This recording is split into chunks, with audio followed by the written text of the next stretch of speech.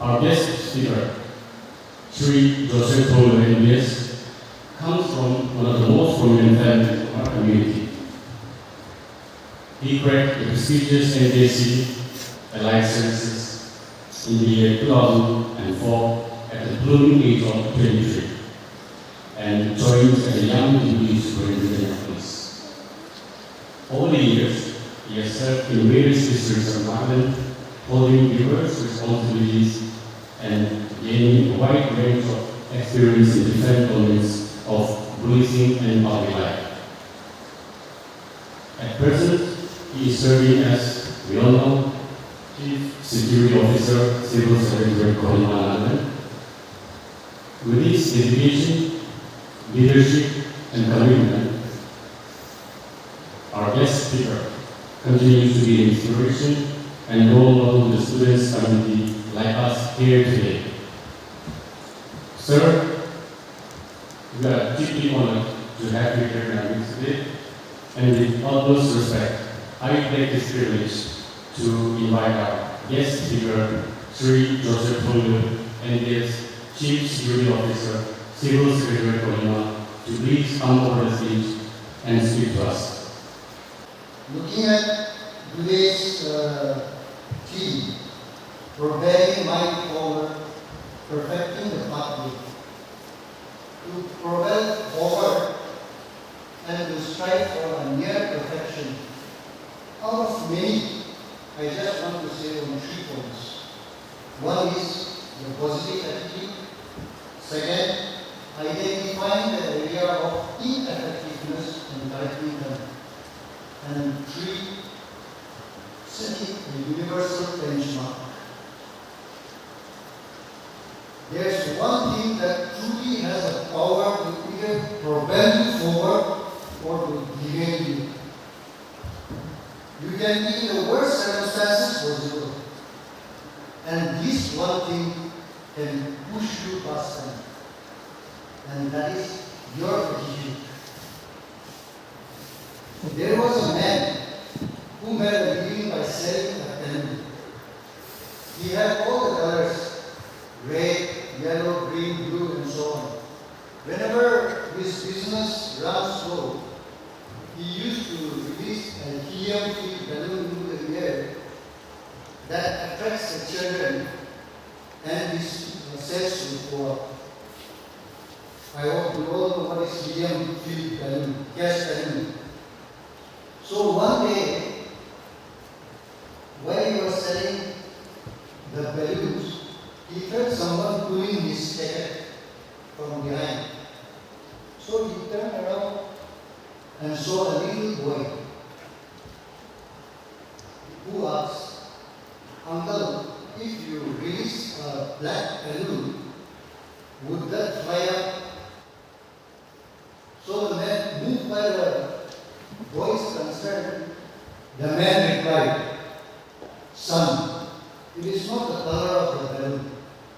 It is what it is inside that makes it goes up." The same thing applies to our life. It is what is inside that counts. And one of these is the attitude. Charles Swindoll, pastor, author, and radio preacher, says, "I'm convinced that life is 10% what happened to me and 90% how I react to it, and so it is with you. We are in charge of our attitude. You can be extremely talented, have incredible knowledge, but if you don't have the right attitude, it will keep you from moving forward. And one of the major factors which prevents us from achieving our goal is the fatalistic attitude. I hope you all know what is fatalistic attitude. It is a belief that the events are predetermined or unchangeable. A conviction that one's future is already set. For example, if someone believes that he is destined to fail a test or an interview, he is exhibiting a fatalistic attitude, which many of us have that attitude. So, exam tayo ko na, yung mga attempt na ikaw feels go. Kaya lang mas. So we have more attitude from you, isn't it? We have that attitude before attending. We don't study. Kaya naman ikaw feels go. Gawa lang po interview ang baka.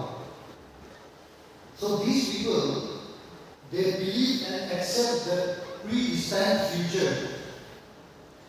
And so no effort is given. And hence complacency becomes a way of life.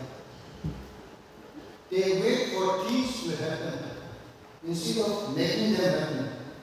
What can we do? They wait for things to happen instead of making them happen. So the question here is, how do we overcome this fatalistic attitude? The way to overcome this fatalistic attitude is to accept responsibility. We need to accept our responsibility. As a student, what is your responsibility? Your responsibility is to study. Your responsibility is to study and achieve your goal. And believe in the law of cause and effect. For every effect, there is a cause. Like every action has a result. I hope you all know this computer phrase. The computer phrase debug is very solid. What is debug? Garbage in, garbage out. Right? Negative in, negative out. Positive in, positive out. So in nutshell, our inputs equals our output. Coming to the next point, identifying the area of ineffectiveness and correcting them. To move towards a more purposeful life, sometimes we need to have a personality test, a self-reflection time, and try to identify a specific area of our weaknesses, ineffectiveness, and make a conscious action. If you fail sometimes, we need to identify where we went wrong. Some mistakes that John identifies. So the boss said, you are cutting the same number of trees that you have been cutting 5 years ago. We are a result-oriented company and would be happy to give you a raise if your number increases. So what John did? John went back, started hitting harder, putting longer hours, more energy, but still he wasn't able to cut more trees. So the boss told John to go to Bill, saying, maybe there's something Bill knows that you and I don't. So John went back and asked Bill how he would manage to cut more trees. So Bill answered, every tree I cut, I take back for 2 minutes and sharpen my axe.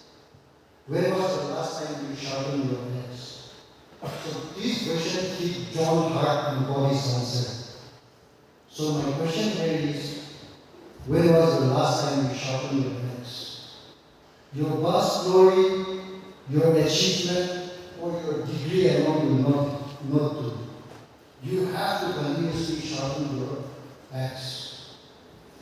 This story emphasizes that simply working with a dull or a blunt axe is not always the best approach. Instead, one should regularly take time to sharpen the axe, which allows better productivity. So in the midst of our fast-paced life, where expectations are high, demands are more, competitions are tough, this phrase, sharpen the axe, is a simple yet a powerful reminder of the importance of self-care, reflection, and re-evolution for sustained success and to move forward. Coming to the last point, setting a universal benchmark. Our tribe is the youngest. We still have a lot more to learn and do. The right decision with a positive attitude will take us far and good. So you see, all of us in our everyday life find ourselves in a situation where our ethical standards are put to test. So in such a situation, people with a negative attitude will end up compromising their values, which lowers their self-esteem, making it easier to compromise the next time. So we need to stand by the truth. Truth does not change with time and energy. So today's concept of relative value says everything is okay. What is right for me may not be right for you. But if values are subjective and it keeps changing from person to person or from situation to situation, then they are not values at all. We need to look for a universal benchmark for values. So the question here is, how do we set those universal benchmarks? Let us look into this story. Once, an old woman with a bag of grocery was waiting for a bus at a bus stop. The bus came, she got in. There was only one seat vacant at the far end of the bus. So the old lady started slowly moving towards it. Suddenly a big boy came from behind, took a big step and took the seat.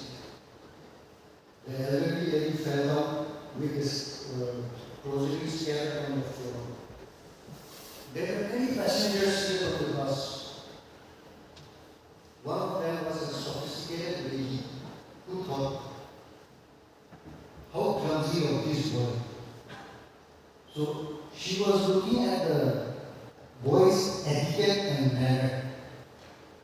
And another was a lawyer who thought there must be a law against such kind of behavior. He was looking at the legal aspect. Then another passenger who was a surgeon thought this lady must have broken her ribs. He was looking at the surgical, he was looking from surgical point of view. Then a psychiatrist thought, this boy needs a mental health. So each of these four people were looking at the incident from four different points of view. In order to establish a universal benchmark, we need to consider two questions here. One, from the story, should the boy behave like this with the lady? Two, in general, should anyone behave like this with anybody at all? If the answer to both these two questions is no, then that is the universal benchmark. The same principle applies to all the areas of our life. If we are clear with the universal benchmark in every area and applies it, then our society will flourish. Lastly, I would like to end here with a quote by Joyce Meyer. A positive attitude gives you power over your circumstances instead of your circumstances having power over you. Last but not the least, I wish all the students and aspirants all the best in your studies, and God bless you. Thank you.